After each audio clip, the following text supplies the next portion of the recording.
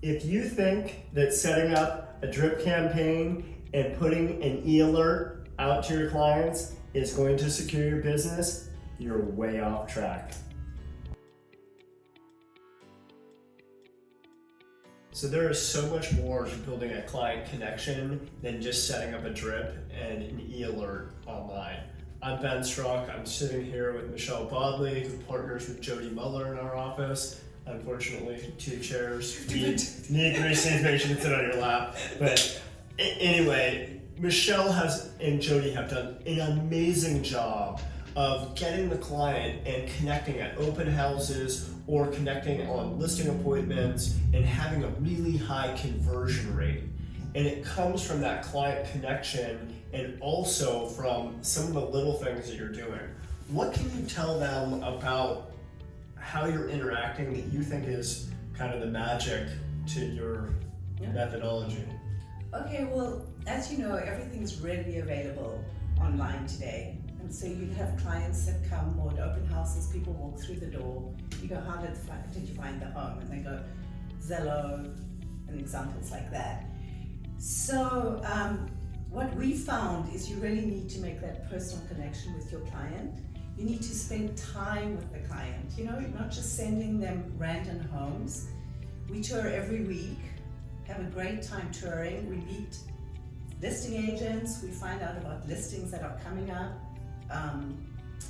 After each tour, we then reach out to our clients specifically about the homes we saw. So not random setting up. And you're reaching out by phone. By phone. By phone. By phone, yeah. An example is yesterday, after touring, we reached out to a client to touch base, kind of tell her what we had seen.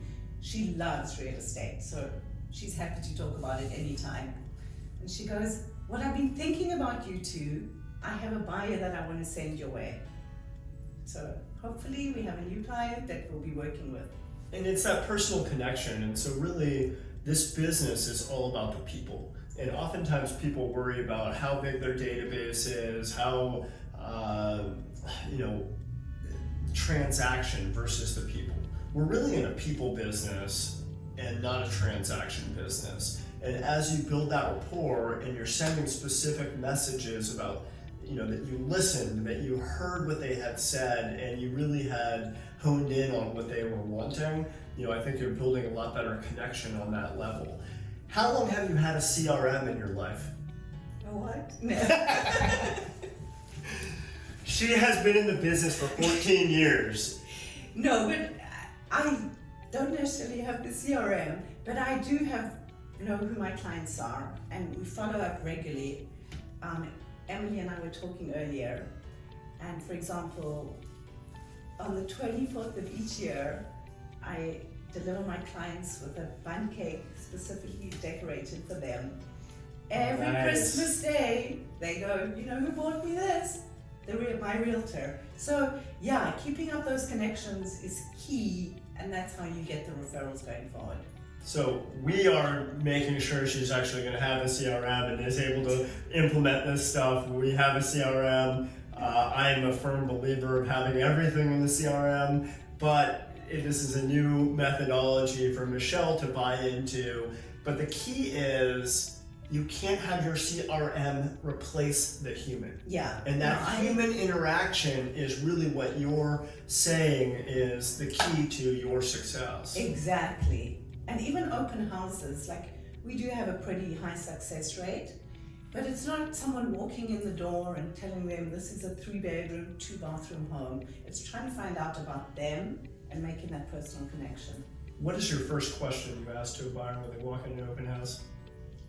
Okay, that's a good one. I think we don't always have the same question. Obviously,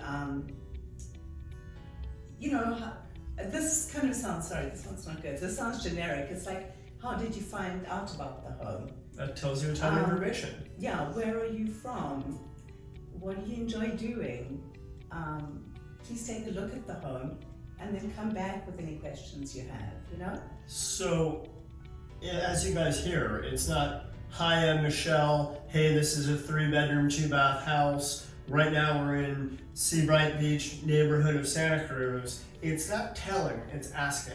Yeah. And those questions then lead to further depth about what they're looking for, where they're at.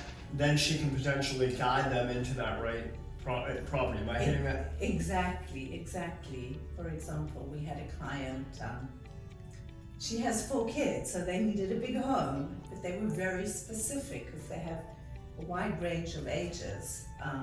So some of them wanted to be able to go to the beach, others wanted the boardwalk. So it's really getting to know your client and what they're looking for. So Michelle, in these 14 years, I haven't known her this entire time. She's only been in the Santa Cruz market for a handful of years. She's a tremendous asset to our company. It has been so fun for us to watch you join our team, be such a great teammate, plus watch your business just start blossoming. So I appreciate you being on here, and we love it here. more continued success to you. Thanks.